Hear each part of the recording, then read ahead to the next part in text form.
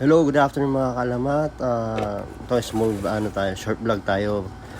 Unbox tayo ng GX Materia The Frieza Death Ball Formation. Ito ang mga laman sa box natin. Nandito si Frieza, ganda ng details niyan. Tapos nandiyan yung kanyang buntot na kinagat ni Goku naglalaban. Tapos ang Death Ball, tapos yung black stand niya. Yan yung malaman sa box.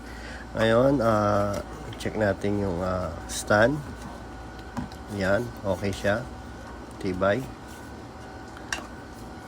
Matibay pa sa pagmamahal ng joke. Tapos ito, kabit natin yung buntot ni Frieza. Yan, solid, sakto-sakto, nalaglag. Ayan, nanginginig. Ayan na si Frieza, ganda ng details yan. Tapos, kabit natin sa stand. Yan, ganda. Ngayon, dun sa death ball natin, hindi ko na ipapakita sa'yo kasi medyo nahirapan ako paano ikabit to.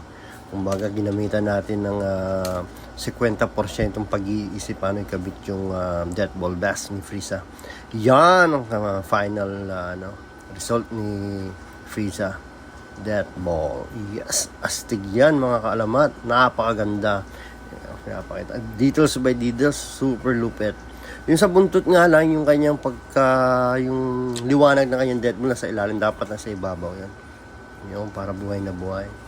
Yan. Para sa mga mahihilig sa mga Dragon Ball dyan, na naalala natin kabataan natin na inaabangan yung laban ni Goku at ni Frieza. Yan na. Ganda.